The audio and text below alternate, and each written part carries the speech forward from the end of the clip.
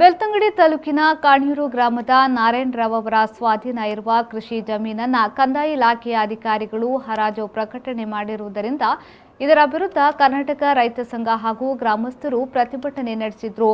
ಕರ್ನಾಟಕ ರಾಜ್ಯ ರೈತ ಸಂಘದ ರಾಜ್ಯ ಪ್ರಧಾನ ಕಾರ್ಯದರ್ಶಿ ರವಿಕಿರಣ ಪುಣಚ ಅವರು ಮಾತನಾಡಿ, ಇಡೀ ಜಿಲ್ಲೆ ಅಥವಾ ರಾಜ್ಯದಲ್ಲಿ ಕಂಡು ಕೇಳರಿಯದ ಅಪರೂಪದ ಘಟನೆ ಇದಾಗಿದ್ದು, ನಾರಾಯಣರಾವ್ ಎಂಬುವರು ಹಲವಾರು ವರ್ಷಗಳಿಂದ ಕೃಷಿ ಮಾಡಿಕೊಂಡು ಬಂದ ಭೂಮಿಯನ್ನ ಹರಾಜು ಮಾಡುವುದು ಬಹಳ ಖಂಡನೀಯ.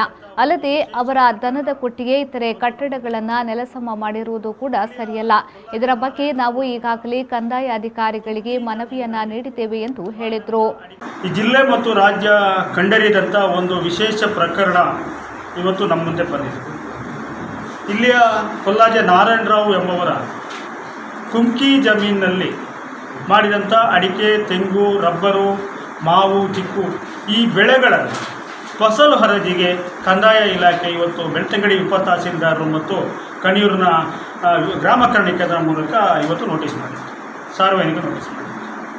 ಸುಮಾರು 60 ವರ್ಷಗಳಿಂದ ಕೊಲ್ಲಾಜೆ ನಾರಾಯಣರಾವ್ ಅವರ ಸ್ವಾಧೀನವಿರ್ತಕ್ಕಂಥ, ಅವರು ಕೃಷಿ ಮಾಡಿಕೊಂಡು ಬಂದಂಥ ಜಮೀನಲ್ಲಿ ಬಂದಿರತಕ್ಕಂಥ ಫಸಲನ್ನು ಹರಾಜು ಮಾಡಲಿಕ್ಕೆ ಈ ಹಿಂದೆ ಇಲ್ಲಿ ಉಪವಿಭಾಗ ಅಧಿಕಾರಿಯಾಗಿರ್ತಕ್ಕಂಥ ಪ್ರಸನ್ನ ಅವರು ಇಲ್ಲಿ ಬಂದು ಇದು ಸರ್ಕಾರಕ್ಕೆ ಸಂಬಂಧಪಟ್ಟ ಭೂಮಿ, ಇಲ್ಲಿ ನೀವು ಕೃಷಿ ಮಾಡಬಾರ್ದು ಮತ್ತು ಎಲ್ಲಿರ್ತಕ್ಕಂಥ ಅವರ ದನದ ಕೊಟ್ಟಿಗೆ ಮತ್ತು ಇತರ ಉಪಕಟ್ಟಡಗಳನ್ನು ಡೆಮಾಲಿಷ್ ಮಾಡಿ ಏನು ಫಸಲು ಹರಾಜಿಗೆ ಒಂದು ಮುನ್ನುಡಿ ಬರೆದಿದ್ರು.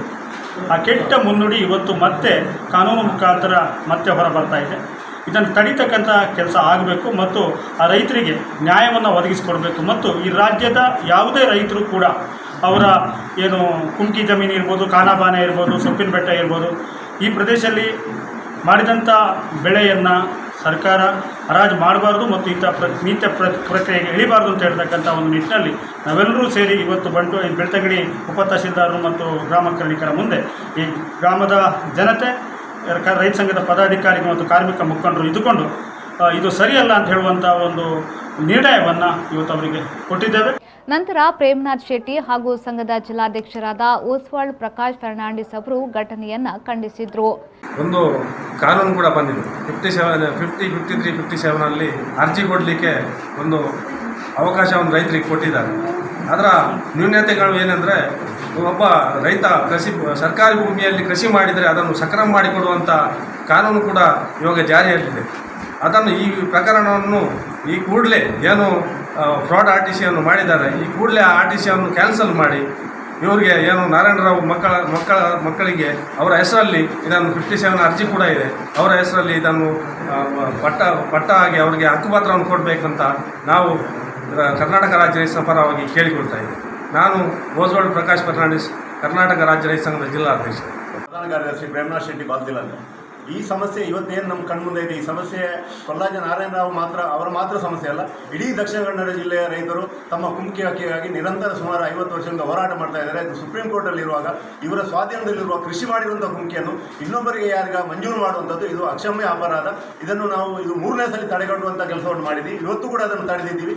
ಇದಕ್ಕೆ ಸೂಕ್ತ ಕ್ರಮ ತಗೊಂಡು ಇದಕ್ಕೆ ಸಂಬಂಧಪಟ್ಟ ಏನು ರೆವಿನ್ಯೂ ಅಧಿಕಾರಿಗಳಿದ್ದಾರೆ ಇದನ್ನು ಸರಿಯಾಗಿ ತಿದ್ದುಪಡಿ ಮಾಡಿ ನಮ್ಮ ಏನು ಕೊಲ್ಲಾಜೆ ನಾರಾಯಣರಾವ್ ಕುಮ್ಕಿ ಹಕ್ಕು ಏನಿದೆ ಆ ಹಕ್ಕಿನಲ್ಲಿ ಏನು 2 ಎಕರೆ ಯಾರಿಗೆ ಗ್ರಾಂಟ್ ಮಾಡಿದರೆ ಅದನ್ನು ಬಿಡುಗಡೆ ಮಾಡಬೇಕು, ಅವರಿಗೆ ಬೇರೆ ಜಾಗದಲ್ಲಿ ಕೊಡಬೇಕು. ರೈತರನ್ನು ಅವಮಾನಿಸುವಂಥ ಕೆಲಸವನ್ನು ಯಾವುದೇ ಸರ್ಕಾರಗಳು ಮಾಡಬಾರ್ದು ಅಂತ ಈ ಮೂಲಕ ನಾನು ಹೇಳಲಿಕ್ಕೆ ಬಯಸ್ತೀನಿ. ಈ ವೇಳೆ ಜಿಲ್ಲಾ ಕೋಶಾಧಿಕಾರಿ ಸುಧಾಕರ್ ಜೈನ್, ರಾಮಣ್ಣ ಬಿಟ್ಲ, ರಮ್ಲಾ ಬೆಳ್ತಂಗಡಿ ಹಾಗೂ ಗ್ರಾಮಸ್ಥರು ಹಾಜರಿದ್ದರು.